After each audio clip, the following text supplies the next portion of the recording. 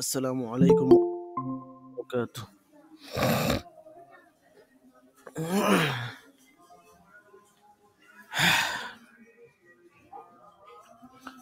আলহামদুলিল্লাহ নাহমাদুহু ওয়া নুসাল্লি আলা রাসূলিল কারীম আম্মা বা'দ। তো আমাদের আজকে সবক হবে আল আসবাহ ওয়ান নাযায়ের কিতাব থেকে। আল আসবাহ ওয়ান নাযায়ের কিতাবের ভিতরে অনেকগুলো কায়দা আছে। এর মধ্যে দ্বিতীয় কায়দা আমরা পড়তেছিলাম আল উমুরু বিমাকাসিদিহা। দ্বিতীয় কায়দার মধ্যে একটা বিষয় ছিল নিয়ত।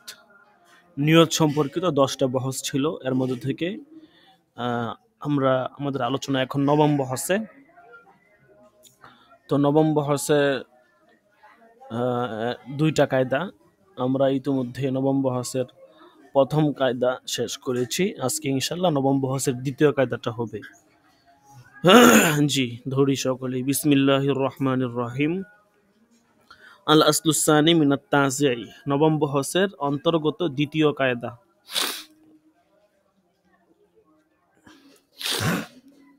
ওয়াহুয়া আন্নাহু লা ইশতারাতু মা নিয়তিল কলবি আত-তালাফফুযু ফি জামিইল ইবাদাতি ওয়ালিযা ক্বালা ফিল মাজমা'i ওয়ালা মু'তাবারা বিল লিসানি ওয়া হাল ইউস্তাহাব্বু আও ইউসান্নু আও ইউকরাহু।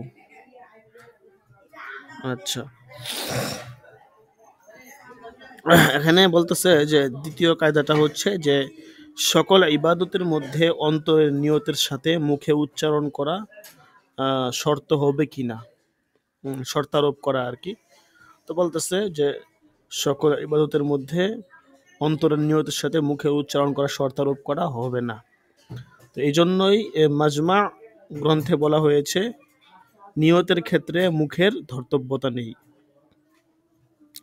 তবে মুখে উচ্চারণ করা মুস্তাহাব নাকি সুন্নত নাকি মাকরু, এই ক্ষেত্রে ইখতিলাফ রয়েছে।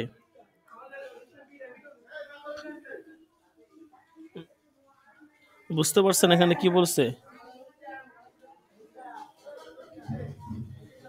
এখানে আপনার বলতেছে যে মুখে উচ্চারণ করার সাথে অন্তরের মিল থাকবে কিনা বা শর্ত আছে কিনা, এটা কোনো দেখার বিষয় না। এখানে মূল যে বিষয়টাকে মানে বলা হইতেছে সেটা হচ্ছে যে নিয়তটা মুখে উচ্চারণ করা এটা হচ্ছে মুস্তাহাব নাকি সুন্নত নাকি মাকরু, এটা আসলে কি। এটাই বলতেছে। দেখেন এবার কি বলে মুসান্নেফ বলতেছেন আকুলু, মুসান্নেফ বলেন যে ইখতারু ফিল হিদায়াতি আল আউওয়ালা লিমান লাম তাজতামি আযীমাতুহু ওয়া ফি ফাতহিল কদির লাম ইউনকাল আনিন নবী সাল্লাল্লাহু আলাইহি ওয়াসাল্লাম আত-তালাফফুযু বিন নিয়্যাতি লা ফি হাদিসিন সহিহিন ওয়ালা ফি দাঈফিন ওয়াজাদা ইবনু আমির আল হাজ আন্নাহু লাম ইউনকাল আনিল আইম্মাতিল আরবাআতি وفي المفيد كره بعض مشايخنا النطق باللسان ورواه الآخرون سنة। আচ্ছা দেখেন, তো এখানে বলতেছে যে হেদায়া গ্রন্থকার মুসান্নেফ যেটা বলতেছেন আর কি, যে মুসান্নেফ বলেন যে আমি বলবো যে হেদায়া গ্রন্থকার এই ক্ষেত্রে প্রথমটিকে গ্রহণ করেছে। হ্যাঁ, প্রথমটি মানে হচ্ছে কোনটা, ওই যে বলছে না হাল ইউস্তাহাব্বু তালাফফুজ, প্রথমটা মানে হচ্ছে মুস্তাহাব। হেদায়া গ্রন্থকার বলছেন যে অন্তরের নিয়তের সাথে মুখে উচ্চারণ করাটা এটা হচ্ছে মুস্তাহাব। হ্যাঁ, হেদায়ার মুসান্নেফ বলছেন আর কি। বলতেছে এটা কার জন্য, বলতেছে এটা ওই ব্যক্তির জন্য যে তার ইচ্ছা এরাদা এবং তার আজিমত সংকল্পকে অন্তরে উপস্থিত করতে পারে না। কোনো ব্যক্তি ধরেন নিজের মনের ভিতরে জোর দিতে পারে না, হ্যাঁ ঠিক আছে, অন্তরের ইচ্ছাটা আর মুখের যেই উচ্চারণটা দুইটার সাথে সে অ্যাডজাস্টিং করতে পারে না। মুখে বলে কিন্তু অন্তরের যে একটা আজিমতের সাথে যে একটা ইচ্ছা আসা যে আমি আল্লাহর জন্যই কাজটা করতেছি, এই যে একটা দৃঢ়তা, এই জিনিসটা তার ভিতরে আসে না। তো বলতেছে যেই ব্যক্তির ভিতরে এই বিষয়টা আসে না, তো তার জন্য মূলত অন্তরে এরকম ইচ্ছা করা পাশাপাশি মানে মুখে উচ্চারণ করাটা আর কি তার জন্য, অন্তরে ইচ্ছা না মানে মুখে তার জন্য উচ্চারণ করাটা হচ্ছে মুস্তাহাব। এটাই বলছেন যেহেতু তার অন্তরে আসে না আজিমতটা, এই জন্য বলতেছে তার মুখে উচ্চারণ করলে এটা মুস্তাহাব হবে, এটা ভালো কাজ হবে। আর ফাতহুল কাদিরে বলা হয়েছে যে নবী করিম সাল্লাল্লাহু আলাইহি ওয়াসাল্লাম এবং সাহাবায়ে কেরাম থেকে মৌখিক উচ্চারণের বিষয়টা বর্ণিত নেই কোনো সহিহ হাদিসেও নেই এবং কোনো দুর্বল হাদিসেও এই বিষয়টা নেই। লাফি হাদিসিন সহিহিন ওয়ালা ফি দাইফিন। এটা কোথায় আছে? ফাতহুল কদিরের মধ্যে আছে। আল্লামা ইবনে আমিরুল হাজ রহমতুল্লাহ আলাই উনি বলেন যে ইমাম মানে আইমা আরবা থেকেও এই বিষয়টা বর্ণিত নেই যে তালাফুজ করতে হবে বা এরকম কিছু। হুম, অর্থাৎ কলবের যে নিয়ত এইটাই ধর্তব্য, মুখে উচ্চারণ করতে হবে বা কি, হ্যাঁ মুখে বলতে হবে, না বললে হবে না, এরকম কোনো কিছু না, ঠিক বলতেছি। আর মুফিদ নামক একটা কিতাব আছে, ওই কিতাবে আছে যে আমাদের কতক মাশায়েখরা মৌখিক উচ্চারণকে মাকরু সাব্যস্ত করেছেন, আর অন্যান্য মাশায়েখগণ একে সুন্নত মনে করছেন। হ্যাঁ, তো দেখেন ফাতহুল কদির সাহেব উনি বলছেন যে এটা হচ্ছে মুস্তাহাব কার জন্য? যে ব্যক্তি নিজের অন্তরে দৃঢ়তার ইচ্ছা আজিমত নিয়ে আসতে পারে না তার জন্য। ওকে অন্যান্য আইমা আর বা সহ অন্যান্য জন কি বলছেন, অন্যান্য জন বলছেন যে এটা আপনার মুস্তাহাব না, বরং এটা মুখে উচ্চারণ করা এটা কোনো ধর্তব্য না, বা এটা আসলে হাদিসের মাধ্যমে প্রমাণিত নেই, এটা ওইরকম প্রয়োজন নাই, বরং অন্তরের যেই ইচ্ছা বা ইয়াটা এটাই হচ্ছে মূল গ্রহণযোগ্য।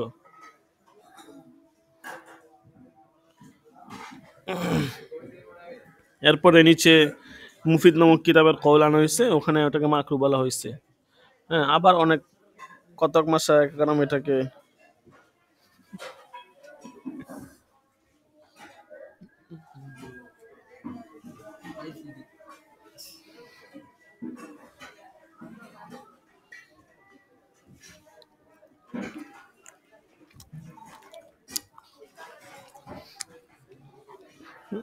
কতক মাসায়েখ কেরাম এটাকে আবার বলছেন সুন্নত। তবে নির্ভরযোগ্য মত যেটা আগে বললাম, হুম, ওটাই হচ্ছে আসল গ্রহণযোগ্য অভিমত আর কি। আচ্ছা, এরপরে দেখেন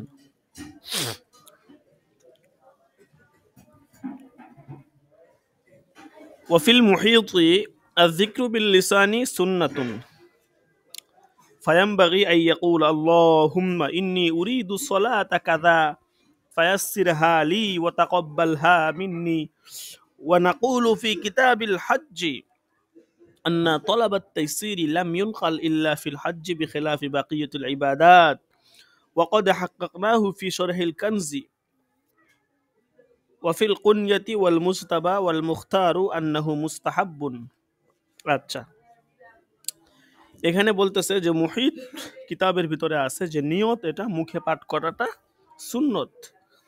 কাজেই আল্লাহুম্মা ইন্নী উরিদু সলাতা কাযা, সলাতাল ফজরি, হ্যাঁ ফায়াসসিরহা লি ওয়া তাকাব্বালহা মিন্নি, এটা বলাটা কি হবে? উচিত হবে, মানে এটা ভালো কাজ হবে আর কি, উনি সুন্নত বলছেন এটাকে। আর আমাদের মাসের কতক মাসায়ে কেরাম কিতাবুল হজ অধ্যায়ে বর্ণনা করছেন যে সহজতা, হ্যাঁ মানে সহজতার জন্য দোয়া করবে আর কি, সহজতা প্রার্থনার জন্য এই দোয়া মানে একমাত্র হজের ক্ষেত্রে বর্ণিত হয়েছে, অন্যান্য ইবাদতের ব্যতিক্রম। মানে আমাদের মাশায়েখ কেরাম বলছেন যে আপনি মানে এই যে দোয়াটা এখানে মুসান্নেফ বলছে, মুহিতের মুসান্নেফ, যে আল্লাহুম্মা ইন্নী উরিদু সলাতা কাযা ফায়াসসির, বলতেছে এইটা হচ্ছে দোয়া বলতে এটা তো আর কি একটা ইবারত আর কি, হাদিসে বর্ণিত কোনো দোয়া না। বলতেছে এটা মূলত হজের ক্ষেত্রে, হজের সহজতার ক্ষেত্রে মূলত এটা বলা হয়েছে আর কি, অন্যান্য নামাজ রোজা অন্যান্য ইবাদতের এটা প্রয়োজন নেই আর কি। শরহে কানজ, হ্যাঁ, এবং কুনিয়া মুজতাবা গ্রন্থে মুসান্নেফ বলতেছেন যে আমরা দলিল সহ উপস্থাপন করেছি বা এই বিষয়টা সাব্যস্ত করেছি যে পছন্দনীয় অভিমত হচ্ছে মুখে উচ্চারণ করাটা মুস্তাহাব। মুসান্নেফ একটা লাস্ট ফিনিশিং দিয়ে দিল, যে লাস্ট ফিনিশিংটা কি, মুসান্নেফ লাস্ট ফিনিশিং এ বলছেন যে বিভিন্ন কিতাবের নাম বলছেন যে কানজ কুনিয়া মুস্তাবা, এই গ্রন্থে আমরা দলিলিকভাবে আমরা এটা উপস্থাপন করেছি যে এই মুখে উচ্চারণ করা এটা হচ্ছে আন্নাহু মুস্তাহাব্বুন। বুঝতে পারছেন? হ্যাঁ, এটা হচ্ছে উনি একটা লাস্ট ফিনিশিং দিল।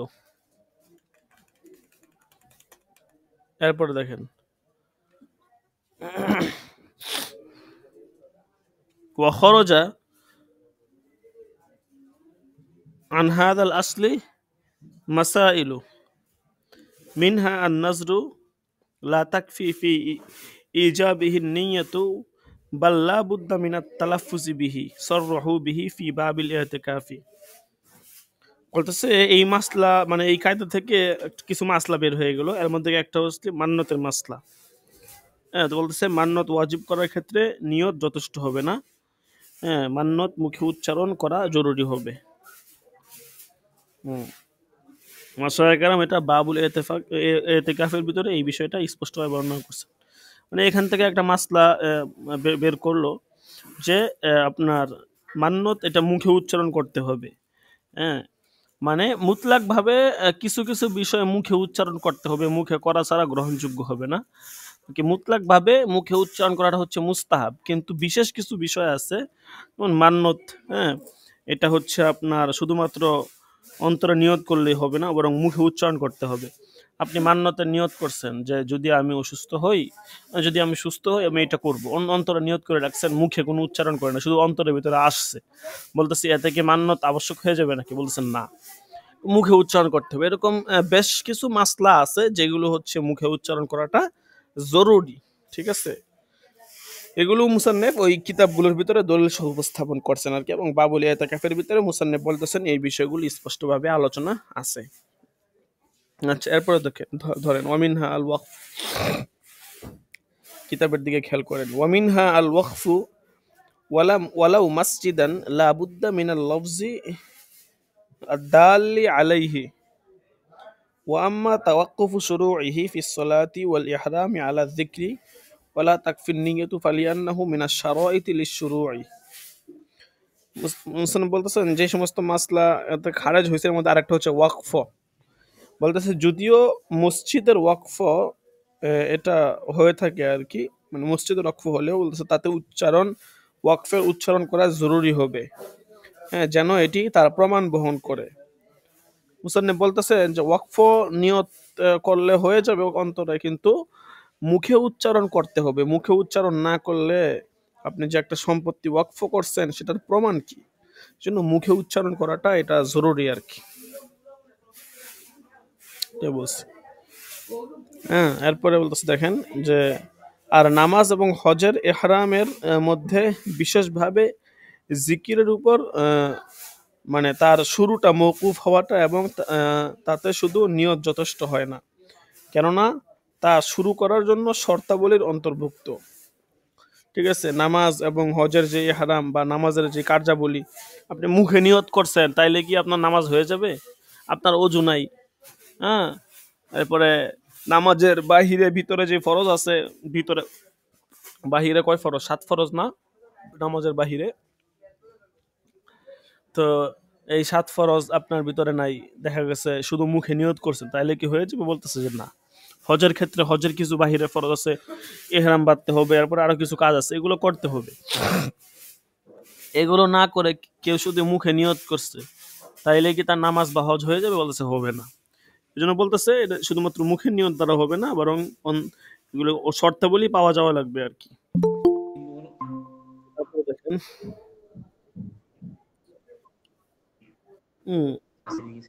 আম্মাত তালাকু বিন্নিয়াতি লা বুদ্দা মিনাত তালাফফুজ ইল্লা ফি মাসআলাতি আযিকান হিয়া রাজুলুন লাহু ইমরাতানে আমরাতু ওয়া যায়নাবু ফাকালা। মিউট করে রাখি। হ্যাঁ, এক মিনিট লগে লগে মনে হইছে।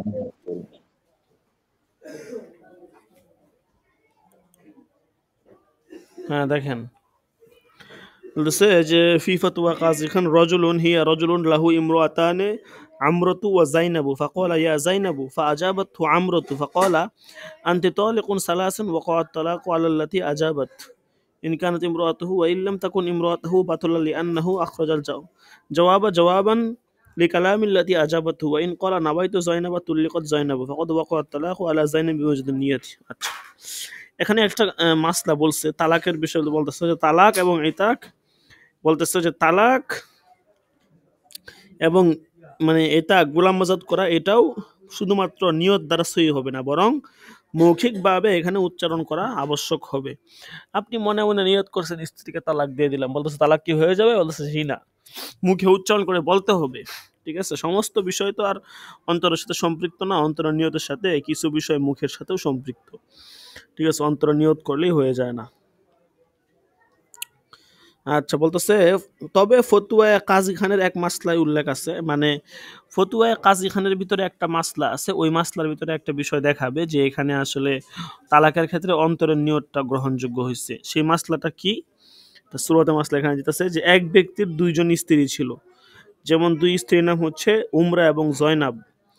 তো স্বামী বলল যে হে জয়নাব, মানে জয়নাবকে লক্ষ্য করে বলছে, তখন উমরা জবাব দিছে, সে বললে সে তখন মানে সে মূলত জয়নাবকে বলছে, জবাব দিছে জয়নাব, উমরা জয়নাব জবাব না দিয়ে জবাব দিছে উমরা। তখন স্বামী বলল যে আংটি তালিকুন সালাসান, তাহলে এতে যেই জবাব দিয়েছে তার উপর তালাক পতিত হবে। সে কিন্তু জয়নাবকে বলছিল, কিন্তু জবাব দিছে উমরা। তো উমরা দেখি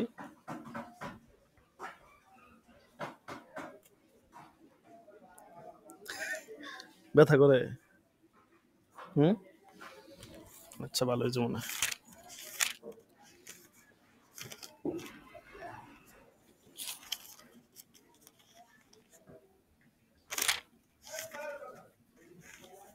কি লিখবা এদিকে?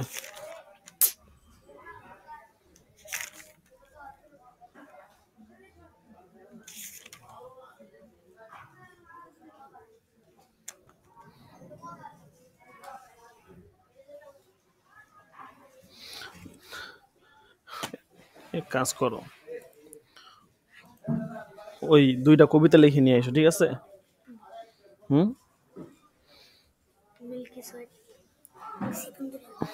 যে কোনো দুইটা, হ্যাঁ, অর্থ সহ, ঠিক আছে?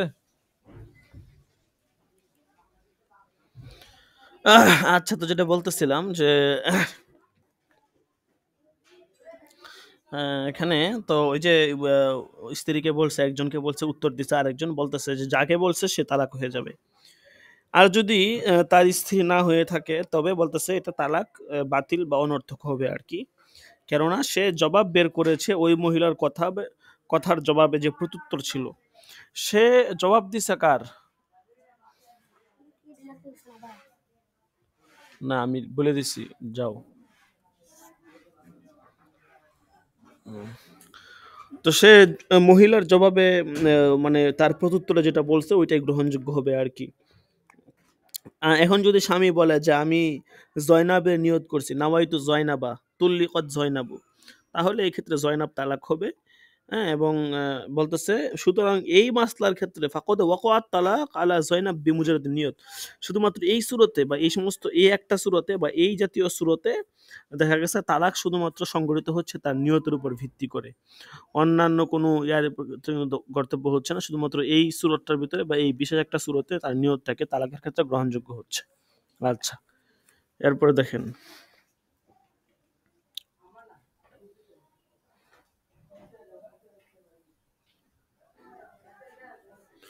ওয়ামিনহা হাদিসুন নফসি লা ইউআখাযু বিহি মা লাম তাতাকাল্লাম আও তা'মাল বিহি কামা ফি হাদিসি মুসলিম ওয়া হাসিলু মা ক্বালু আন্না আল্লাযী ইয়াকউ ফিন নাফসি মিন কসদিল মা'সিয়াতি আও ইত-তাআতি আলা খামসি মারাতিবা। আল হাজিসু, এটা খুব গুরুত্বপূর্ণ একটা পড়া সবক, এটা সকলে মনোযোগ দিয়ে ধরেন। আল হাজিসু ওয়া হুয়া মা ইউলকা ফিহা সুম্মা জারয়ানুহু ফিহা ওয়া হুয়া আল খাতিরু সুম্মা হাদিসুন নাফসি ওয়া হুয়া মা ইয়াকউ ফিহা মিনাত তারাদ্দুদি। আমি ক্লাসে আছি, হ্যাঁ, ক্লাস শেষ করে ফোন দিই। আচ্ছা, ওয়াহাসিলু মা ক্বালুহু আন্না আল্লাযী ইয়াকউ ফিন নাফসি মিন মিন কসদিল মা'সিয়াতি আলা খামসি মারাতিবা। على 5 مراتب: الحاجز وهو ما يلقى فيه ثم جري فيها فهو الخاطر، ثم حديث النفس وهو ما يقع فيها من التردد هل يفعل أو لا، ثم الهم وهو ترجيح قصد الفعل، ثم العزم وهو قوة هذا القصد والجزم به। আচ্ছা দেখেন, শুরু থেকে ধরেন, দেখেন বলতেছে যে এটার মধ্যে আরেকটা হচ্ছে মিনহার মার্জা কোন দিকে গেছে, ওই যে পূর্বে বললো না যে কিছু কিছু বিষয় এমন থাকে যেগুলো হচ্ছে শুধু মুখেই, ওই যে ওয়াতাফাররা আলা হাযা, এই মানে থেকে কিছু মাসলা খরজা আলা হাযাল কাওয়ায়েদ, এই কায়দা থেকে কিছু মাসলা বের হয়ে গেছে, ওই মাসলাগুলো বলতেছে আর কি, যে সেই কায়দার কি যে কিছু মাসলা হচ্ছে আপনার শুধু মুখে উচ্চারণ করলে হবে না, বরং মানে অন্তরে থাকলেই হবে না, বরং মুখে উচ্চারণ করে স্পষ্ট করতে হবে। তো বলতেছে ওই সমস্ত বিষয় থেকে বা ওই সমস্ত আলোচনার বা মাসলা থেকে একটা হচ্ছে হাদিস ও নফস। তো হাদিস ও নফস এটা কি জিনিস বলতেছে, এটা আগে পরে বলতেছে, আগে এটা দেখেন মুসান্নিফ ব্যাপারটা ধরেন। বলতেছে এই হাদিস ও নফসের কারণে লা ইউআখাযু বিহি, মানুষকে পাকড়াও করা হবে না যতক্ষণ না সে মুখে কোনো কথা না বলে অথবা সে অনুযায়ী কোনো কাজ না করে, যেমনটা মুসলিম শরীফের হাদিসের ভিতরে আছে। ওই হাদিসের সারমর্ম হচ্ছে যে মানুষের মনে মনে গুনাহ বা নেকের যেই আকাঙ্ক্ষা তৈরি হয়, এগুলো মূলত ৫টা স্তরে থাকে। এর মধ্যে থেকে প্রথম স্তর হচ্ছে আল হাজেস, ঠিক আছে? হাজেস হচ্ছে প্রথম স্তর আর কি। তো মোট ৫টা স্তর আর কি, সবগুলোই এখানে আসবে আজকে, দেখেন। তো প্রথম স্তর হচ্ছে আল হাজেস। তো এই হাজেস কি জিনিস বলতেছে, ওয়াহুয়া মা ইউলকা ফিহা, বলতেছে হাজেস হচ্ছে যা মানুষের মনের ভিতরে আসে এবং সেটা দীর্ঘক্ষণ পর্যন্ত ঘুরতে থাকে, ঠিক আছে? এবং আহ, এটাকে বলতেছে ওয়াহুয়া আল খাতিরু, এটাকে খাতেরও বলা হয়, মানে হাজেসটাকে খাতেরও বলা হয়। তো হাজেসের পরের স্তর হচ্ছে হাদিসুন নফস, সেটা হচ্ছে মনের মধ্যে আসে এবং করা না করার ব্যাপারে দুদুল্যমান থাকে। এরপরের স্তর হচ্ছে আলহাম। আলহাম বলা হয় মনের মধ্যে যে উদিত বস্তু এটা বাস্তবে পরিণত করাকে। এরপর স্তর হচ্ছে আল মানে আল জাজম, ঠিক আছে, দৃঢ় প্রত্যয় থাকা আর কি। তাহলে এখানে আমরা এখানে 4টা স্তর চলে গেছে আর কি।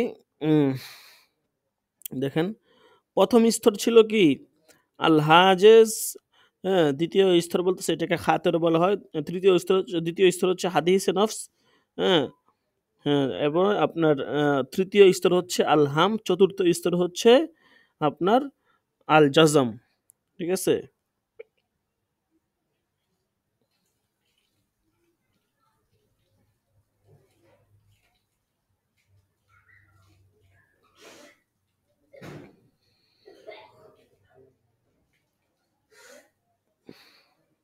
আচ্ছা, তো 4টা স্তর আগে ধরেন একটার পরে একটা, পরে 5 নম্বরটা বলবে। যে মানে আপনার এখানে মোট বিষয় হচ্ছে 5টা আর কি, মানে মানুষের মনের ভিতরে যে ভালো মন্দের যে উদ্রেক হয় এটা 5 স্তরে থাকে আর কি। তো বলতেছে এর মধ্যে থেকে প্রথম 3টা বিষয়ে এই মানে 3 বিষয়ে বা প্রথম 3টা যে স্তর, ওই স্তরের ক্ষেত্রে বান্দাকে জিজ্ঞাসা করা হবে না, বরং এগুলো ক্ষমার যোগ্য। আর শেষের যেই 2টা স্তর আছে হাম এবং আজম, এগুলোর ব্যাপারে জিজ্ঞাসা করা হবে আর কি, ঠিক আছে? বলতেছে কিন্তু এ ব্যাপারে উম্মতে মুহাম্মদের উপর শিথিল পন্থা অবলম্বন করা হয়েছে, যে যদি সৎ কাজের হাম হয় তাহলে নেকির রেজিস্ট্রেশনে, মানে নেকির খাতায় তার কিছুটা লেখা হবে আর কি। কিন্তু যদি হাম হয় মন্দ কাজের, তাহলে যতক্ষণ না কথায় বা কাজে মন্দটাকে পরিণত করতেছে ততক্ষণ পর্যন্ত জিজ্ঞাসা করা হবে না আর কি। তো মূলত আপনার আল খাতেরও একটা পর্যায় আর কি, হাজেসের পরে খাতের দ্বিতীয় পর্যায় হচ্ছে খাতের, এটা সহ আর কি 5টা প্রকার ধরছে আর কি।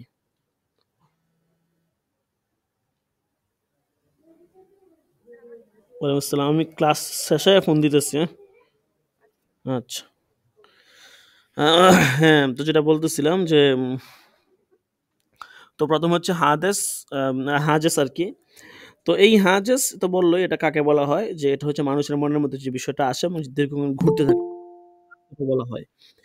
এই হাতের যেটাই বলে, হচ্ছে একটা বিষয় মনের ভিতরে আসছে, আসার পরে এটা মনের ভিতরে ঘুরতেছে যে এটা কি করা যায় নাকি করা যায় না, বা মানে করা যায় না মানে শুধু ঘুরতেছে, মাথার ভিতরে একটা বিষয় আসছে। যেমন ধরেন এই মুহূর্তে আমার মাথায় আসছে, হ্যাঁ, বা আপনার মাথায় একটা সবকটা বারবার আসতেছে বা পড়ানো হইতেছে, বা ধরেন আপনি একটা কাজ করবেন, ঘন্টা শেষ করে আপনি বাজারে যাবেন বা ঘুমাবেন বা খাবার খাবেন, এই বিষয়টা আপনার মাথায় আসছে, বা যে কোনো একটা বিষয় মাথায় আসা আর কি, বা একটু ঘুরতে থাকা যে কিভাবে করা যাবে এই সেই, এই ঘুরতে থাকা এটাকেই বলা হয় হাজেস। এটা দ্বিতীয় স্তরে এটাকে খাতেরও বলা হয় আর কি। এরপরে হচ্ছে আপনার হাদিসুন নফস। হাদিসুন নফস হচ্ছে মনের মধ্যে কোনো বিষয় আসার পরে যেটা করবে নাকি করবে না, এই ধরনের দুদুল্যমান থাকে যে করব নাকি করব না, এরকম যে দুদুল্যমান অবস্থা এটাকে বলা হয় হাদিসুন নফস। এরপরের স্তর হচ্ছে হাম। হাম হচ্ছে যেটা কোনো কিছুকে বাস্তবে পরিণত করাকে হাম বলা হয় আর কি, হ্যাঁ। আর এরপরের স্তর হচ্ছে জজম বা আজম আর কি। তো এটা হচ্ছে যে বাস্তবে পরিণত করা, পাশাপাশি ওইটার উপর অটল থাকা, ঠিক আছে। তা এখন আল্লাহ তাআলা বা উম্মতে মুহাম্মাদির আপনার প্রথম তিন স্তরের জন্য জিজ্ঞাসা করা হবে না, কিন্তু পরবর্তী দুই স্তরে এর ভিতরে একটু মানে জিজ্ঞাসা করার বিষয় আছে আর কি। তো বলতেছে দেখেন, মানুষের মনের ভিতরে ভালো মন্দ অনেক কিছুর উদ্রেক হয়। তো বলতেছে চতুর্থ যে স্তর আছে হাম। তো এই হামের ক্ষেত্রে এই যে হাম মানে হচ্ছে যে ওই কাজটা আর কি বাস্তবে পরিণত করা। বলতেছে হামের ক্ষেত্রে যদি ভালো মন্দর যেই বিষয়টা ওটা যদি হাম হয়, কোনো ভালো বিষয়, যেমন কারো মনের ভিতরে আসছে যে আমি আজকে ফকিরকে ২ টাকা দান করব। এখন সে এটা যদি হাম করে অর্থাৎ বাস্তবে রূপ দেয়, তাহলে কিন্তু সে সবটা পেয়ে যাবে। এমনকি বাস্তবে যদি রূপ নাও দেয়, নিয়ত করার কারণে কিছু হইলেও সব আল্লাহ তাআলা তাকে আমলনামায় দিয়ে দিবেন।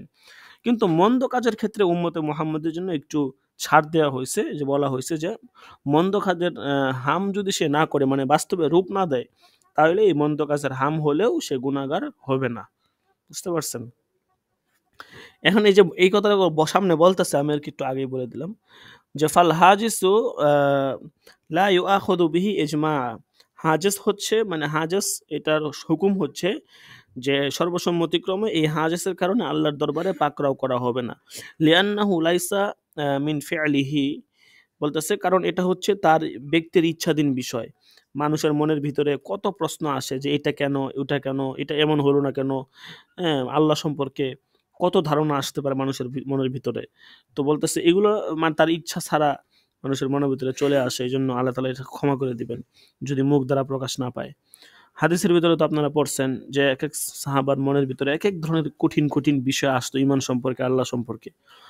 তো সাহাবারা পেরেশান। রাসূল সাল্লাল্লাহু আলাইহি ওয়াসাল্লাম গেছেন, যাওয়ার পরে বলতেছে আল্লাহ রাসূল মনের ভিতরে এই সমস্ত প্রশ্ন আসে, আমরা কি করব? বলতেছে হ্যাঁ, যদি মনের ভিতরে তোমার প্রশ্ন এরকম আসে তাইলে বুঝতে হবে তুমি মুমিন, তোমার ভিতরে ঈমান আছে।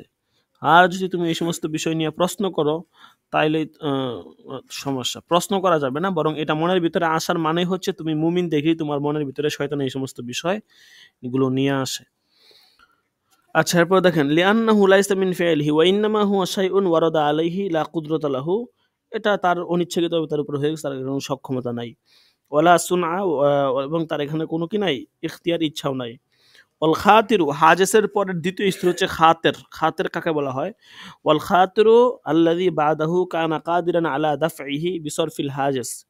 বলতেছে খাতের হচ্ছে হাজেসের পরে উদ্রেক হয় এবং সেটা প্রতিহত করা বান্দার সাধ্যের ভিতরে। হ্যাঁ? উম আউয়ালা বুরুদিহি ওয়ালাকিন্নাহু হুয়া ওয়া মা বা'দাহু মিন হাদিসিন নফসি মারফুআন বিল হাদিসিস সহিহি। وإذا ارتفع حديث النفس ارتفع ما قبله بالطريق الأولى وهذه الثلاث لو كانت في الحسنات لم يكتب بها أجر لعدم القصد. হ্যাঁ, বলতেছে যে এই যে এই খাতের এটা হচ্ছে হাজেসের পরে উদ্রেক হয় এবং সেটা প্রতিহত করা বান্দার সাধ্যের ভিতরেই থাকে। খাতের হচ্ছে মানে এ খাতের যে ভাবটা আরকি, এটা প্রথম উদয়ের সাথে, সাথে অন্যদিকে স্থানান্তর করা সম্ভব আরকি।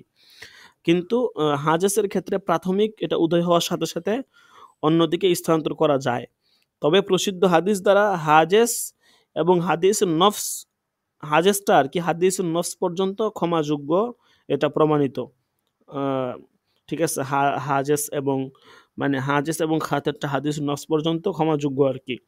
সুতরাং এ এ এ আপনার এর যে প্রাথমিক স্তর আছে এগুলো মানে এই ৩ টা স্তরে আরকি। এই ৩ স্তরে যদি মানে ভালো কাজের ক্ষেত্রেও যদি হয় বলতেছে কিন্তু এর বিনিময়ে কোনো সওয়াব পাবে না। মানে এই ধারণাগুলো যদি ভালো জিনিসের বিনিময়ে আসে তাহলেও সওয়াব পাবে না। যেহেতু এগুলো তার ইচ্ছার অধীনে আসে না, মানে এগুলো তার ইচ্ছা ছাড়াই হয়ে যায়। বলতেছে যেহেতু ইচ্ছা ছাড়াই হয়ে যায় এইজন্য এগুলোতে সে বিশেষ কোনো সওয়াব অর্জন করতে পারবে না। মানে ভালো কাজের ক্ষেত্রেও যদি এরকম ভালো কোনো ধারণা আসে তারপরেও সে সওয়াব পাবে না। কারণ এগুলো তার ইচ্ছা ছাড়া হয় আরকি। আচ্ছা, এরপর বলছে ওয়া আম্মাল হাম্মু ফাকাদ বুয়্যিনা ফিল হাদিসিস সহিহি আন্নাল হাম্মা বিল হাসানাতি ইউক্তাবু হাসানাতান ওয়া আন্নাল হাম্মা বিস-সাইয়্যাতি লা ইউক্তাবু সাইয়্যাতান ওয়া ইউনজারু ফাইন তারাকাহা লিল্লাহি তাআলা কুতিবাত হাসানাতান ওয়া ইন ফাআলাহা কুতিবাত সাইয়্যাতান ওয়াহিদাতান। ওই যেটা আগে বললাম যে আর হামের ক্ষেত্রে আছে যে যদি ভালো কাজের হাম করার দ্বারা একটি নেকি লেখা হবে আরকি। একটা ভালো একটা বিষয় আপনার মাথায় আসছে, আপনি ইচ্ছা করছেন যে একটা কাজটা করবেন। হাম মানে হচ্ছে যে চিন্তাটা মাথায় আসে, পরে এটা বাস্তবে রূপদান করা। ঠিক আছে? কিন্তু আপনি এখনো বাস্তবে রূপদান করেনই নাই। হাম করেন নাই আরকি। তো হাম এটা বাস্তবে রূপ দান না করলেও শুধু মাথায় আসার দ্বারাই কিন্তু আপনার মানে হাম হওয়ার দ্বারাই আরকি। তো এর দ্বারাই কিন্তু একটা নেকি লেখা হয়। আর গুনাহের কাজে যদি কেউ হাম করে মানে বাস্তবে রূপদান করার ইচ্ছা সে করে, ঠিক আছে? বলতেছে তখন আল্লাহ তাআলা কি করবেন? অপেক্ষা করবেন। যদি ন্যা আল্লাহ তাআলার সন্তুষ্টির জন্য সে ছেড়ে দেওয়া হয় তাহলে নেকি লেখা হবে। ঠিক আছে? যে ফাইন তারাকাহা লিল্লাহ, আল্লাহ সন্তুষ্টির জন্য ছেড়ে দেয়, কুতিবাত হাসানাতান, নেকি লেখা হবে। বলতেছে ওয়াইন ফাআলাহা, আর যদি করে ফেলে তাহলে গুনাহ লেখা হবে আরকি। ওয়াল আসাহু ফি মা'নাহু আন্নাহু ইউক্তাবু আলাইহি আল ফি'লু ওয়াহদাহু ওয়া হুয়া মা'না কওলিহি ওয়াহিদাতান ওয়া আম্মাল হাম্মু ফামারফুউন ওয়া আম্মাল আজমু ফাল মুহাক্কিকুনা আলা আন্নাহু ইউআখাযু বিহি ওয়া মিনহুম মান জা'ালাহু মিনাল হাম্মি আল মারফু'i ওয়া ফিল বাজ্জাজিyyati মিন কিতাবিল উম وفي البزازية من كتاب الكراهة هم بمعصية لا يأسم وإن لم يصمم عزمه عليه وإن عزم يأسم اسم العزم لا اسم العمل بالجوارح إلا أن يكون امرؤا يتم بمجرد العزم كالكفر আচ্ছা, এখানে বলতেছে যে আল আসহ মানে বিশুদ্ধ একটা ব্যাখ্যা দিচ্ছে যে শুধুমাত্র সেই কাজটি লিপিবদ্ধ করা হবে, হ্যাঁ? আর হাদিসে মানে হচ্ছে আপনার হাদিসে ওয়াহদা আরকি শব্দের ভিতরে হাম এটার অর্থ হচ্ছে উম হাদিসের ভিতরে ওয়াহদা একটা শব্দ আছে, বলতেছে ওইটার অর্থ হচ্ছে হাম আরকি। এই ওয়াহদা শব্দের অর্থ হচ্ছে ওয়াহিদা আরকি, ওইটার অর্থ হচ্ছে হাম। বলতেছে যেহেতু ক্ষমাযোগ্য এজন্য সুদৃঢ় ইচ্ছার বিষয়টি এটা গ্রহণ করা হবে। এজন্য মুহাক্কিক কেরামের মতে এই বিষয়ে আল্লাহ তাআলার কাছে আপনার পাকড়াও করা হবে। তাদের মধ্যে কেউ হামের স্তরে মানে মানে হাম কেউ এই বিষয়টাকে আরকি হামের স্তরে রাখছেন। যেটা ক্ষমাযোগ্য আরকি, এটা হাম পর্যায়ে। আর ফতুয়া বাজ্জাজিয়ার মধ্যে কিতাবুল কারাহিয়ার ভিতরে আছে যদি কোনো ব্যক্তি দৃঢ় ইচ্ছা না করে কোনো গুনাহের জন্য, মানে কোনো গুনাহের দৃঢ় ইচ্ছা না করে গুনাহের হাম করে আরকি, তাহলে সে পাপী সাব্যস্ত হবে না। ও যেটা আগে গেছে আরকি, গুনাহের হাম করে আরকি, মানে গুনাহ করার আ ইচ্ছা করে এবং সেটা বাস্তবে এখনো রূপ দেয় নাই। হাম মানে বাস্তবে রূপ দেওয়ার ইচ্ছা করা আরকি। তো ইচ্ছা করছে কিন্তু করে নাই আরকি, বাস্তবে রূপ দেয় নাই। তাহলে সে পাপী হবে না। আর যদি দৃঢ় ইচ্ছা করে তাহলে ইচ্ছার পাপ হবে, অঙ্গ-প্রত্যঙ্গের পাপ হবে না। এটা ফতুয়া বাজ্জাজের ভিতরে আছে। তবে ওই সকল কাজের ব্যাপারে এই বিধান সাব্যস্ত হবে না যেগুলো কেবল দৃঢ় প্রত্যয়ের মাধ্যমে সংগঠিত হয়। যেমন কুফুরি। তো কুফুরি এটা তো আপনার দৃঢ় আ আ মানে এই ব্যাপারে এই বিধান সাব্যস্ত হবে না। কারণ কুফুরি তো দেখা গেছে আপনি ইচ্ছা করছেন যে আপনি কুফুরি করবেন। এখন কি আপনি কাফের হয়ে যাবেন? বলতেছেন না। ইচ্ছা করলেই তো কাফের হওয়া যাবে না। ঠিক আছে? বরং কুফুরি কাজ করলে কাফের হবে। ঠিক আছে? কোন কাফের ইচ্ছা করছে মুসলমান হবে, ঈমান আনবে। তাইলে কি সে ঈমান তার আছে এটা ধরা যাবে? ধরা যাবে না। হ্যাঁ, বলতেছে বরং এটা হচ্ছে দিলে ইচ্ছা করতে হবে। ইচ্ছা না করলে এ এটা গ্রহণযোগ্য হবে না। ঠিক আছে? মানে ইচ্ছা করে বাস্তবে রূপ দিতে হবে বা কাজে পরিণত করতে হবে। শুধুমাত্র ইচ্ছা করছে অন্তরে, তাইলে এটা গ্রহণযোগ্য হবে না আরকি। আচ্ছা, তো এই ছিল আজকের আলোচনা। তো এটা আজকের অধ্যায়ের খুলাসা হচ্ছে যে নবম বর্ষের ২য় কায়দার খুলাসা এটাই যে কিছু, কিছু বিষয় শুধু মুখে উচ্চারণ করে নিলেই চলে। মানে অন্তরে ইচ্ছা উচ্চারণ করে নিলেই চলে। অন্তরে ইচ্ছা আসবে ব্যাস এটাই যথেষ্ট। মুখে উচ্চারণ করার ধর্তব্য না। নামাজের আ ইয়া আছে, বিভিন্ন ইবাদত বন্দিগি আছে। হ্যাঁ? ইবাদতে মাকসুদা হইতে পারে, গায়রে মাকসুদা হইতে পারে আরকি এক্ষেত্রে। তো শুধুমাত্র মুখে উচ্চারণ করে নিলে অন্তরে উচ্চারণ করে নিলেই হবে। তো এক্ষেত্রে একটু ইখতিলাফ ছিল। বলতেছে যে অন্তরে উচ্চারণ করা যাদের আসে না তারা মুখে উচ্চারণ করবে, তার জন্য মুস্তাহাব হবে আরকি। তবে মুখে উচ্চারণ করাটাকে অনেকেই সুন্নত হিসেবে আখ্যা দিচ্ছেন। আহ আর বলতেছে এইজন্য কিছু, কিছু মাসলা এ থেকে বের হয়ে যায় যে কিছু, কিছু বিষয় থাকে যেগুলো মুখে উচ্চারণ অন্তরেই আপনার উচ্চারণ করলে বা অন্তরে আরকি আপনার ধারণা আসলেই হবে না। অন্তরে বিষয়টার ইচ্ছা করলেই হবে না, বরং বাস্তবে রূপ দিতে হবে। মুখে উচ্চারণ করতে হবে। যেমন মান্যতের মাসলা, এরকম আরো কিছু মাসলা এখানে বলছেন যে এগুলো শুধু অন্তরে ইচ্ছা করছেন তাহলেই হয়ে যাবে না। বরং মুখে উচ্চারণ করতে হবে। যেমন তালাক, গোলাম আযাদ করা। হ্যাঁ? এরপরে হাদিসে নফস এই আলোচনাটা আসছে যে ৫ টা বিষয় থাকে যেগুলো শুধু অন্তরে ইচ্ছা করলে হবে না, বরং এই ৫ টা বিষয়ের ভিতরে ১ম ৩ টা ক্ষমাযোগ্য এবং শেষের ২ টা এটা হচ্ছে তাকে পাকড়াও করা হবে আরকি যদি সে বাস্তবে রূপদান করে। তো এই হচ্ছে ছিল আপনার নবম বহসের অন্তর্গত ২য় কায়দার আলোচনা। ইনশাআল্লাহ আগামী সবাইকে আমরা আল আশিউ ফি শুরুতিন নিয়ত, অ্যা নিয়ত সম্পর্কিত বহসটা ইনশাআল্লাহ আগামী সবকে পড়ব।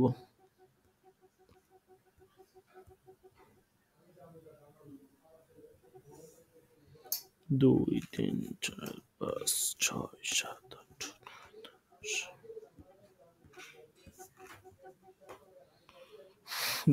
১০ম অধ্যায়টা এই পর্যন্তই আশা করি ইনশাআল্লাহ শেষ হবে কিতাব।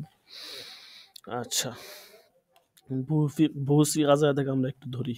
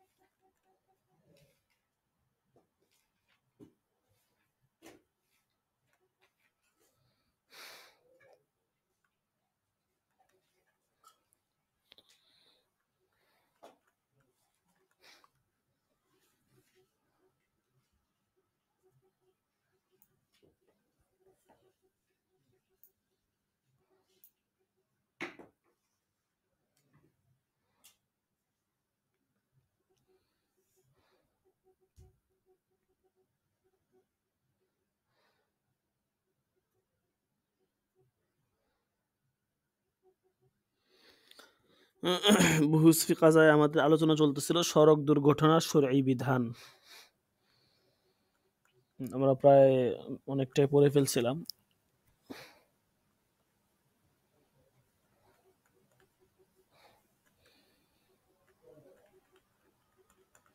অর্ধেকের বেশি শেষ হয়ে গেছে। অল্প কিছু বাকি আছে। ইনশাআল্লাহ আজকে বাকিটা শেষ করে ফেলবো।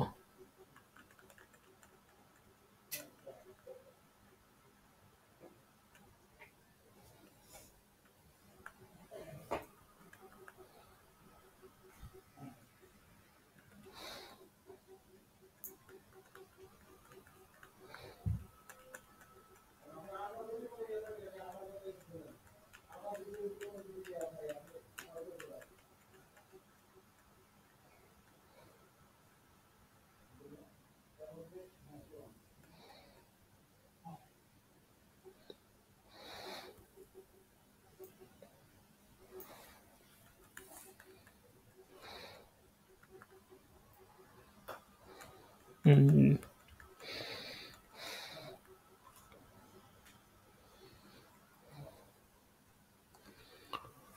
আজকে হচ্ছে আল কায়দাতুর রাবিয়া,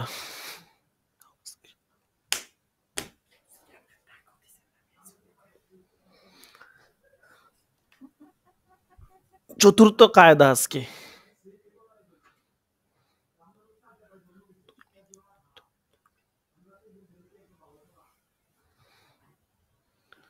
চতুর্থ কায়দা আজকে আল কায়দাতুর রাবিয়া। তো দেখেন,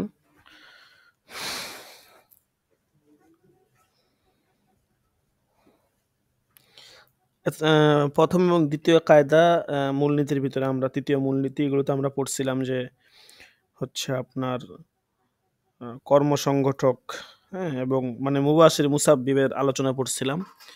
তো আজকে যে আলোচনাটা চলবে সেটা হচ্ছে এখানে বলতেছে যে মুসাব্বিব এবং মুবাশির যদি একত্রিত হয়, অর্থাৎ কোনো কাজের ক্ষেত্রে মুসাব্বিব মুবাশির মানে কর্মসংগঠক এবং কাজের উদ্ভাবক উভয় যদি একত্রিত হয় সেই ক্ষেত্রে কোন বিধান জারি হবে, এই আলোচনাটা আজকে আর হবে আর কি।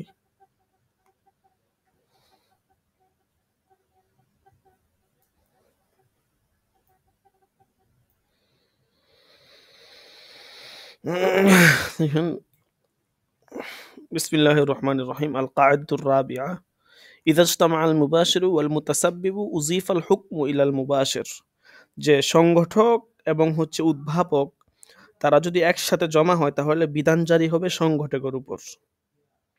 অর্থাৎ কোনো কাজের ক্ষেত্রে মুবাশির কাজের যে সংগঠক, মুসাব্বিব কাজের উদ্ভাবক উভয়ে একত্রিত হয়ে যায় তাহলে হুকুমের সম্পর্ক হবে মুবাশির বা সংগঠকের উপর, উদ্ভাবকের উপর না। ঠিক আছে, এটা আল আসবান নাজায়ের কিতাবের ভিতরেই এই মূলনীতিটা আছে আর কি। হ্যাঁ, এবং আল মাজাল্লাতুল আহকামিল আদালিয়া কিতাব, হ্যাঁ, এটাও এই কিতাবে আছে। ঠিক আছে, এই কিতাবের ভিতরে ওই আলোচনা আছে। যেমন ধরেন কূপ খনন করার বিষয়টা, যে কূপ খননকারী উপর তাআদ্দি বা সীমালঙ্ঘন করার কারণে ওই জিনিসের ক্ষতিপূরণ নেই যা অন্য কেউ এই কূপে নিক্ষেপ করে ধ্বংস করে দিয়েছে। তো এই উদাহরণের ক্ষেত্রে কূপ খননকারী মুসাব্বিব, ঠিক আছে, উদ্ভাবক আর কি, আর যে ব্যক্তি ওই জিনিসটা কূপে নিক্ষেপ করেছে সে হচ্ছে মুবাশির। ধরেন আপনি আপনার জমিনে একটা কূপ খনন করছেন, হুম, আপনার মালিকানাধীন জায়গায় আপনি কূপ খনন করতে যেমন চায় তা করতে পারেন, আপনার ইচ্ছা। এখন আপনি হচ্ছেন কি মুসাব্বিব, মানে উদ্ভাবক। আপনি কি উদ্ভাবক, আপনি কাজের উদ্ভাবন করছেন। এখন আরেক ব্যক্তি আইসা কি করছে, ওই কূপের ভিতরে কারো ধরেন কোনো মূল্যবান জিনিসপত্র বা কারো ধরেন গরু ছাগল বা এরকম কোনো মূল্যবান জিনিসপত্র ওই কূপের ভিতরে ফালাইয়া দিছে। ঠিক আছে, এখন এখানে আপনি হচ্ছেন মুসাব্বিব, আপনি উদ্ভাবক, আপনি কূপ খনন না করলে তো সে ফালাইতে পারতো না, এই একটা বিষয়। দ্বিতীয় হচ্ছে সে ফালাইছে, সে হচ্ছে মুবাশির আর কি, সরাসরি জড়িত ব্যক্তি আর কি। এই ক্ষেত্রে দুষ্টা কার বা কার দিকে আসলে জরিমানা বলতেছে এখানে মুবাশির যে আছে আপনি না, বরং মুবাশির যে যে কর্মসংগঠক যে এই কাজটা করছে তার উপর দোষ বর্তাবে। তাকে কি করতে হবে, আপনার এই জরিমানা গুনতে হবে, এটাই বলছে আর কি। তো এরপরে এখানে সূক্ষ্ম দুইটা নক্তা বলবে, প্রথম নক্তা এবং দ্বিতীয় নক্তা শিরোনামে। দেখেন আর নুকতাতুল উলা এখানে নিচের দিকে বলতেছে, হ্যাঁ, যে ইযা কানা তাসিরুল মুসাব্বিব আকওয়া মিন তাসিরিল মুবাশশির উদিফাল হুকমু ইলাল মুসাব্বিব। বলতেছে এখানে যদি বিষয়টা এমন হয় যে মুসাব্বিব, হ্যাঁ, মানে উদ্ভাবক এর প্রভাব মুবাশির সরাসরি জড়িত ব্যক্তি আর থেকে বেশি হয় তাহলে হুকুম কিন্তু তখন মুসাব্বিবের দিকে হবে। ঠিক আছে,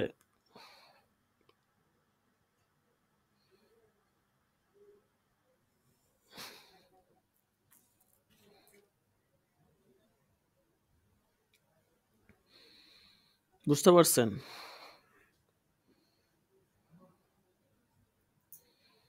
যেমন একটা উদাহরণ দিলে বুঝতে পারবেন। আল্লামা কাসানি রহমতুল্লাহ আলাইহি বলছেন যে ব্যক্তিকে হত্যা করতে বাধ্য করা হয়েছে, যদি তাকে বাধ্য করাটা চূড়ান্ত পর্যায়ের হয় তাহলে ইমাম আবু হানিফা এবং ইমাম মুহাম্মদ রহমতুল্লাহ আলাইহির মতে অপারগ ব্যক্তির উপর কিসাস আসবে না।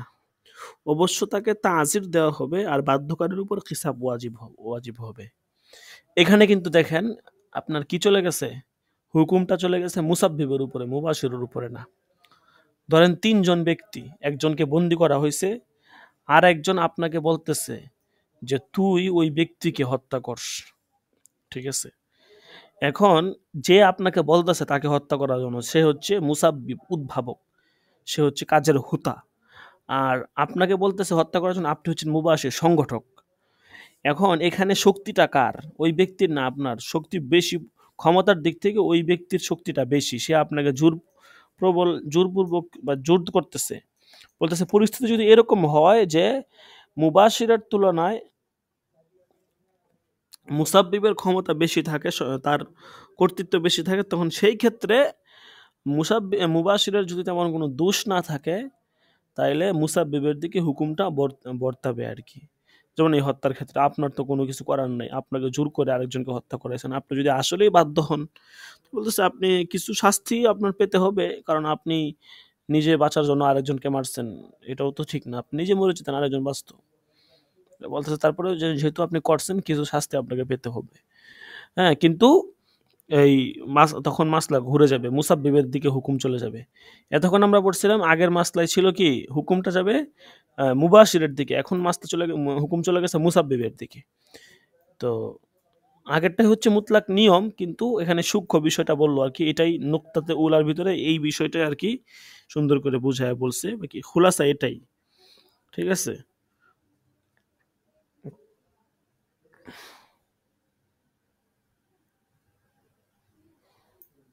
বুঝতে পারছেন? এটা হচ্ছে এই নুকতা উলার খুলাসা।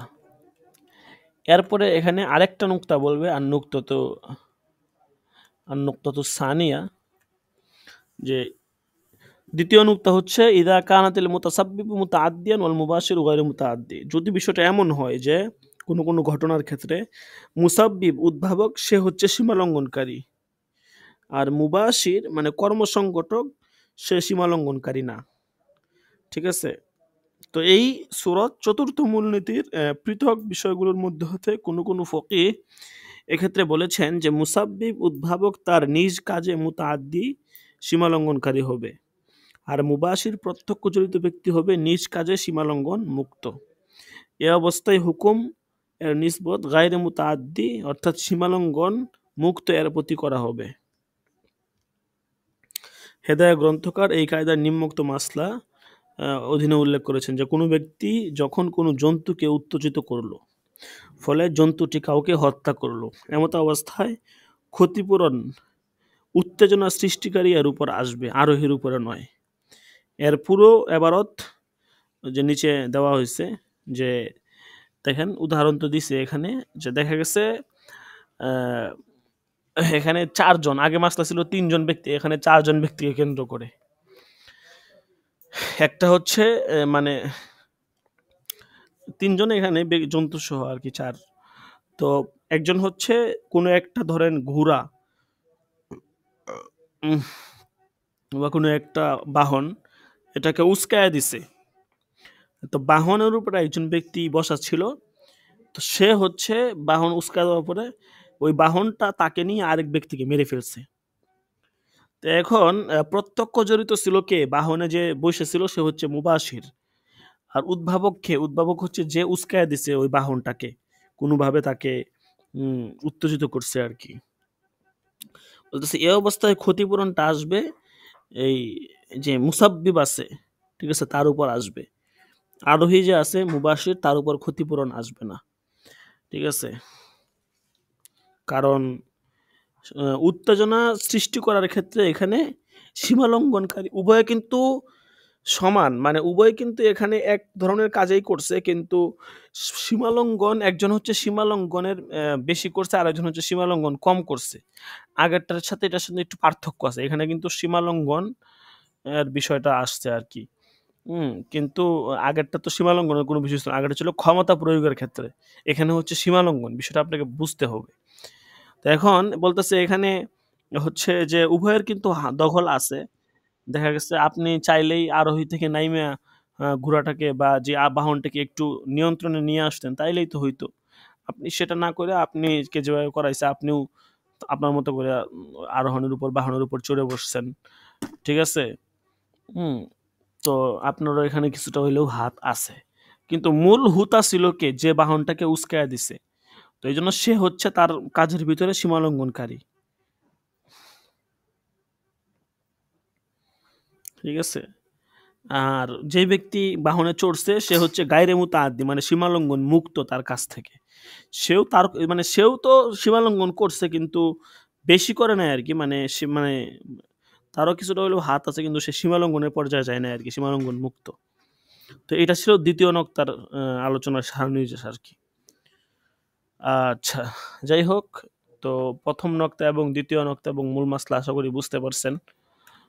যদি বুঝে না আসে রেকর্ড তো করা আছে, ইনশাল্লাহ আপনারা পরে মনোযোগ দিয়ে ধরে নিয়েন, তাইলে আশা করি পুরো বিষয়টা বুঝতে পারবেন। এরপরে নিচে কিছু সুরত লেখছে। হ্যাঁ, সুরতগুলো সহজেই, কঠিন কিছু নাই এখানে আর কি।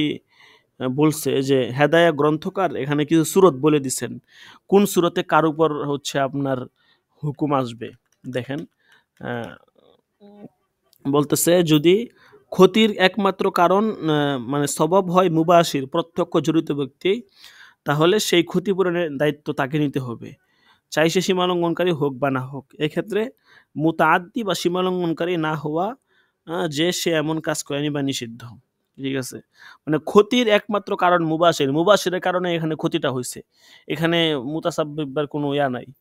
ঠিক আছে? যেমন ওই যে কূপখনের বিষয়টা। ঠিক আছে? তো এই ক্ষেত্রে এই মুবাশির সে জরিমানা দিতে হবে আর কি, সীমালঙ্ঘনকারী হোক আর না হোক। এখানে সীমালঙ্ঘন গ্রহণযোগ্য না। এ হলো প্রথম সুরত। এখানে ৫টা সুরত বলছে আর কি হেদায়া গ্রন্থকার। এগুলো পরীক্ষায় আসে। এবার পরীক্ষায় ইনশাআল্লাহ দেওয়া হবে। দ্বিতীয় সুরত, যে যখন কোনো কাজের ক্ষেত্রে মুবাশির বা প্রত্যক্ষ জড়িত ব্যক্তি এবং মুসাব্বিব উভয়টি একত্রিত হয় এবং সীমালঙ্ঘন হিসাবে তাদের মধ্যে কেউ সীমালঙ্ঘনকারী না হয়, তখন মুবাশির প্রত্যক্ষ জড়িত ব্যক্তির উপর হুকুম বর্তাবে। ঠিক আছে? মানে উভয়ে একত্রিত হয়েছে, কিন্তু সীমালঙ্ঘন কারোর উপর আসে নাই। ঠিক আছে? যেমন ওই যে কূপের মাসলা ধরতে পারেন, এখানে উভয় একত্রিত হয়েছে কিন্তু কেউ সীমালঙ্ঘন করে নাই। তখন প্রত্যেক জড়িত ব্যক্তি যে এসে এটার তাকে জরিমানা দিতে হবে আর কি।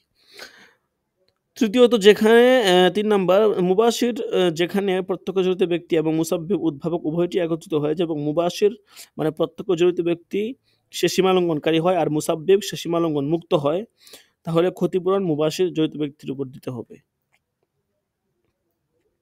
যেমন ওই যে আরোহণের ক্ষেত্রে। ঠিক আছে? হ্যাঁ, বা প্রথম নোক্তার ভিতরে যে উদাহরণটা গেছে ওইটার ক্ষেত্রে, যে যেহেতু সে তার সীমালঙ্ঘন এখানে পাওয়া গেছে, এজন্য তাকে জরিমানা দিতে হবে। ৪ নাম্বার হচ্ছে যেখানে মুবাশির মানে প্রত্যক্ষ জড়িত ব্যক্তি ও মুসাব্বিব উদ্ভাবক উভয় একত্রিত হয় এবং উভয় সীমালঙ্ঘনকারী হয়, এমত অবস্থায় মুবাশির ক্ষতিপূরণ দিবে। আগেও কিন্তু মুবাশির দিবে। ৩ নাম্বার ৪ নাম্বার উভয় অবস্থায় মুবাশির দিবে, কিন্তু প্রথমটার ভিতরে মুবাশির ক্ষতিপূরণ দিবে সীমালঙ্ঘনকারী হওয়ার কারণে। আর ৪ নম্বর অবস্থায় উভয় সীমালঙ্ঘনকারী, কিন্তু উম উভয় সীমালঙ্ঘনকারী, কিন্তু তারপরেও জরিমানা দিবে মুবাশির, যে জড়িত ছিল সে। ঠিক আছে? ৫ নাম্বার, যেখানে মুবাশির মানে জড়িত ব্যক্তি এবং মুসাব্বিব উদ্ভাবক উভয় একত্রিত হয় এবং মুসাব্বিব বা উদ্ভাবক এবং সীমালঙ্ঘনকারী হয় আর মুবাশির সে সীমালঙ্ঘনকারী না হয়, এই ক্ষেত্রে মুসাব্বিবের উপরে আর কি জরিমানা আসবে। আচ্ছা, এই হচ্ছে ৫টা সূরত আর কি। এরপরে দেখেন, আজকে এখানে একটা আলোচনা, যে মাদা মাসউলিয়াতিস সাইকি বিমা হাসালা বিসাইয়ারতিহি, অর্থাৎ গাড়ি দুর্ঘটনা আর কি, এই ক্ষেত্রে কি হুকুম। আহ, গাড়ি দুর্ঘটনা মাসলা উপরে আলোচনার ভিত্তিতে আর কি গাড়ি দুর্ঘটনার বিষয়টাকে এখানে আলোচনা করবে। দুইটা ইয়াতে নিয়ে আসবে। ১ নাম্বার হচ্ছে গাড়ি দুর্ঘটনা ড্রাইভারের দায়িত্বের সীমারেখাটা কতটুকু। মুসান্নেফ বলতেছেন যে এখানে আমার মতে গাড়ি এবং জন্তুর মধ্যে একটা পার্থক্য বিদ্যমান। পার্থক্যটা হচ্ছে জন্তু এটা নিজে নিজে নড়াচড়া করতে পারে, পক্ষান্তরে ড্রাইভারের নাড়ানো ছাড়া গাড়ি নিজে কোনোভাবেই নড়তে পারে না। তো এই দৃষ্টিকোণ থেকে যখন আমি দেখি যে ফুকাহায়ে কেরাম জন্তু ও হাত দ্বারা পৌঁছানো ক্ষতির মাঝে যে পার্থক্য নির্ণয় করেছেন তা গাড়ির মাসলায় চলবে না। জন্তুর ক্ষেত্রে পার্থক্য তো বর্ণনা করেছেন যে প্রথম প্রকারের অঙ্গের দ্বারা যে ক্ষতি হবে তার ক্ষতিপূরণ দায়িত্ব আরোহীকে সাব্যস্ত করা হয়নি, কারণ জন্তুর উপর যে ব্যক্তি আরোহণ করে বসে আছে তার জন্য সম্ভব নয় যে জন্তুর পা এবং লেজের ক্ষতি দেখে অন্যকে বাঁচানো। গাড়ি সম্পর্কে যতটুকু বোঝা যায়, যেহেতু তা স্বয়ংক্রিয়ভাবে নাড়াচড়া করতে পারে না, তাই পুরো গাড়ি ড্রাইভারের হাতে একটা যন্ত্র, আর ড্রাইভার তার সব অংশের উপর সম্পূর্ণ নিয়ন্ত্রণ রাখতে সক্ষম। কারণ গাড়ির প্রতিটি অংশ একটি আরেকটির সঙ্গে মিলিত এবং গাড়ির কোনো না কোনো অংশ বা পার্টস এটা অন্য কোনো অংশ ছাড়া পৃথকভাবে কি করতে পারে না, চলতে পারে না। লা তাতাহাররাকু ইল্লা বিফি'লিন মিনাস সাইকি ওয়া মিন হাযিহিল জিহাতি আরা আন্না মা যাকারাহু আল ফুকাহা মিন আল ফারকি মা বাইনা আসাবাতহু দাব্বাতু বিফামিহা আও ইয়াদিহা। আচ্ছা, বলতেছে চাই ক্ষতিটি গাড়ির সামনের অংশ হোক দ্বারা হোক বা পিছনের অংশের দ্বারা হোক, ডান পাশের দ্বারা হোক বা বাম পাশের দ্বারা হোক, কেননা গাড়ির সমস্ত পার্ট ড্রাইভারের হস্তক্ষেপে। আর গাড়ির কোনো মানে কল পার্টস নিজেই মানে নিজে নিজে চলতে পারে না আর কি। এখন মূলনীতি কি বলতেছে, যে মূলনীতি হচ্ছে এখানে যে গাড়ি চালানোর ক্ষেত্রে মানে গাড়ির ড্রাইভার গাড়ির চাকা বা গাড়ির সামনের পিছনে অথবা উভয় অংশের মাধ্যমে হওয়া ক্ষতিপূরণের দায়িত্বশীল সে হবে আর কি। কারণ গাড়ি তো একটা ড্রাইভারের হাতে একটা যন্ত্র মাত্র, সে যেভাবে চালাবে সেটা মানে সেভাবেই চলবে আর কি। এই জন্য গাড়ি তার মানে গাড়ি দ্বারা সৃষ্ট কোনো দুর্ঘটনার নিষ্পত ড্রাইভারের দিকে করা হবে। ঠিক আছে? এখন বলতেছে যদি গাড়ির ড্রাইভার গাড়ি চালানোর ক্ষেত্রে মুতাআদ্দি হয়, মানে সীমালঙ্ঘনকারী হয়, যেমন সে ট্রাফিক আইন মানতেছে না, ট্রাফিক আইন না মেনে গাড়ি চালাইতেছে, হ্যাঁ? অথবা গাড়ি এমনভাবে চালাইতেছে যে যেখানে সেখানে বা খুব মানে দ্রুত গাড়ি চালাইতেছে, যেখানে যতটুকু স্পিডে চালানোর কথা, হ্যাঁ? আ সে ততটুকু স্পিডে না চালায় আসছে আরো বেশি স্পিডে চালাইতেছে। অর্থাৎ সে সীমালঙ্ঘনকারী হইছে নিয়ম-কানুন না মেনে। বলতেছে এই অবস্থায় তো সর্বাবস্থায় আ ক্ষতিপূরণ তাকেই দিতে হবে। ঠিক আছে? এখন বলতেছে কিন্তু যদি ড্রাইভার গাড়ি চালানোর ক্ষেত্রে সীমালঙ্ঘনকারী না হয়, বরং সে ট্রাফিকের যাবতীয় আইন মানছে, গাড়ির যে লেনও মেনে চলছে এবং স্পিডও ঠিক রাখছে। তো এখন এই ক্ষেত্রে হুকুমটা কি? সব সে ঠিক আছে, তারপরেও একটা দুর্ঘটনা ঘটে গেছে। এই ক্ষেত্রে কি হুকুম? বলতেছে যে এই ক্ষেত্রেই ইখতিলাফ। এই ক্ষেত্রেই আমাদের ফুকাহায়ে কেরাম এই ক্ষেত্রে কিছুটা ইখতিলাফ করছেন। আ তো কেউ বলছেন যে ড্রাইভার ক্ষতিপূরণের দায়িত্বশীল সে নিবে। কারণ সে মুবাশির মানে প্রত্যক্ষ জড়িত ব্যক্তি ছিল। আর মুবাশির প্রত্যক্ষ জড়িত ব্যক্তি সে ক্ষতিপূরণের দায়িত্বশীল হয়। এজন্য তাকেও কি করতে হবে?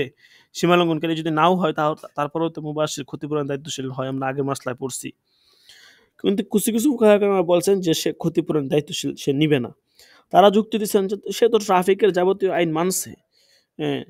তো সে সবকিছু মানছে, মানার পরেও একটা বিপদ ঘটে গেছে। এজন্য এটাকে আসমানি বিপদ মুসিবত ধরা হবে। এটার জন্য তাকে জরিমানা ধার্য করাটা ঠিক হবে না আরকি। ঠিক আছে? এটা আরকি অনেকেই বলছেন।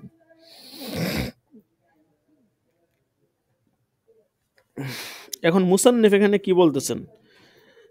মুসান্নেফ বলতেছেন যে মানে সে সীমালঙ্ঘনকারী যদি হয় আরকি, সেই ক্ষেত্রে তাকে আরকি জরিমানা দিতে হবে।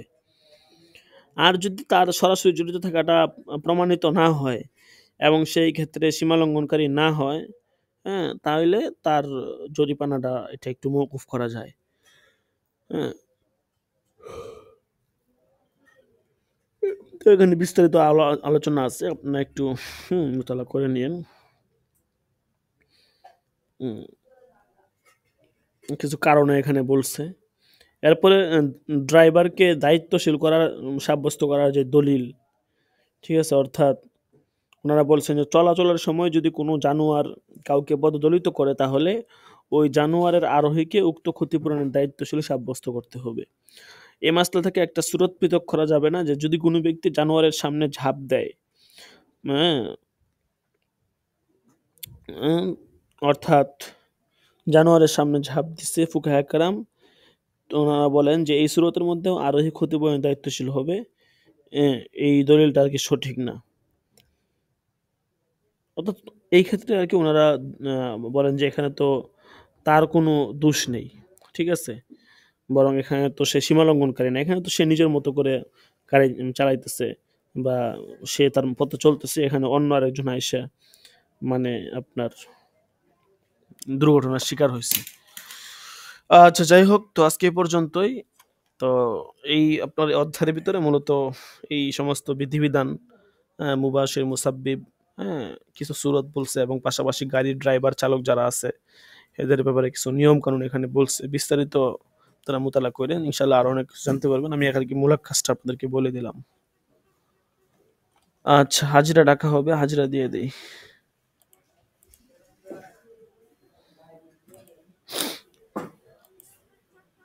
দরজটা যদি পুরোপুরি বুঝে না আসে, রেকর্ড থাকবেই, পরবর্তীতে আপনারা শুনবেন, বারবার শুনলে বিষয়টা আরো স্পষ্ট হয়ে যাবে।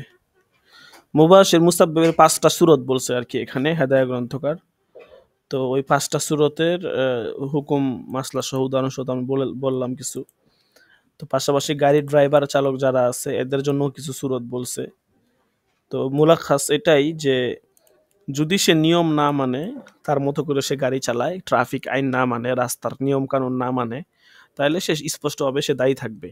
আর যদি সমস্ত নিয়ম কানুন মানার পরেও একটা দুর্ঘটনা ঘটে যায়, বলছে এই ক্ষেত্রে অনেকে অনেক কথা বলছেন, অনেকে বলছেন যে তাকে ছাড় দেওয়া হবে। তবে মুফতাবি কল এটাই যে আহ, হচ্ছে সে কিছুটা এখানে ছাড় পাবে। এখানে আসলে আসলে দেখতে হবে তার তাআদ্দি আছে কিনা, বা সে আসলেই নির্দোষ কিনা। মনে করেন আপনি মেইন রোডে গাড়ি চালাইতেছেন, হুট করে একজন এসে আপনার গাড়ি তুলে পড়েছেন, আপনার এখানে কোনো দোষ আছে? আপনি তো আপনার মতো করে গাড়ি চালাইতেছেন, কিন্তু সে এখানে এসে পড়ে গেছে, এজন্য কি আপনার জরিমানা দেওয়া লাগবে নাকি? তো এরকম হইলে তো দেখা গেছে হয়েছিল কাম। এই জন্য সীমালঙ্ঘন যেখানে পাওয়া যাবে সেখানেই হচ্ছে আপনার পাকড়াও হবে আর কি। সীমালঙ্ঘন যদি পাওয়া না যায়, সেই ক্ষেত্রে কিছুটা ছাড় সুযোগ আছে। আচ্ছা ঠিক আছে, হাজিরা দিয়েন। আজকে ৭৯ নাম্বার দরস। রাকিবুল হাসান,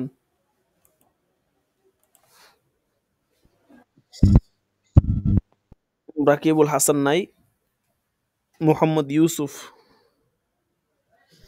লাব্বাইক।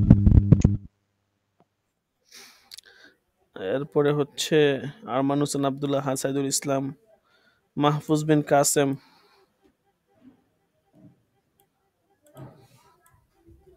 মাহফুজ বিন কাসেম নাই।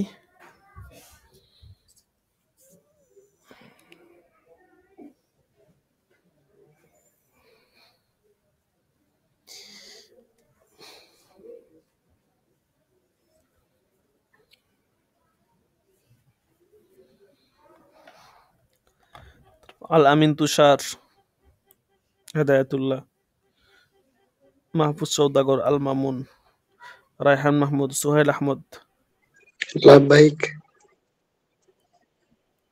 মুস্তাকিম বিল্লাহ, গুলাম কিবরিয়া, লাব্বাইক। ইসমাইল হোসেন, কাউসার আহমদ, একরাম আল হাসান, এমদাদুল ইসলাম আছে, এমদাদুল ইসলাম,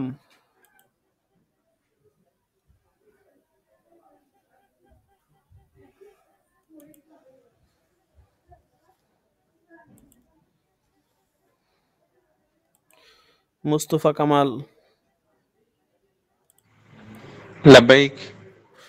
জুবায়ের আহমদ।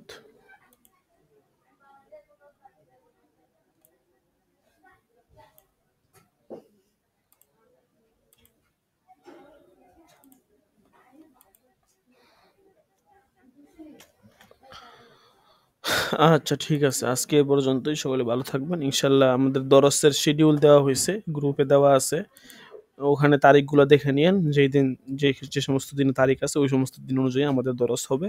১০০ পর্যন্ত দরস ইনশাল্লাহ এভাবেই হবে। তারপরে পরীক্ষার খেয়ার শুরু হবে, এরপর ইনশাল্লাহ যথা নিয়মে অন্যান্য কাজগুলো হবে। জাযাকুমুল্লাহ, সকলে ভালো থাকবেন। আসসালামু আলাইকুম ওয়া রাহমাতুল্লাহি ওয়া বারাকাতুহু। ওয়ালাইকুম ওয়ালাইকুম আসসালাম ওয়া রহমতুল্লাহ। রাহমাতুল্লাহি ওয়া বারাকাতুহু।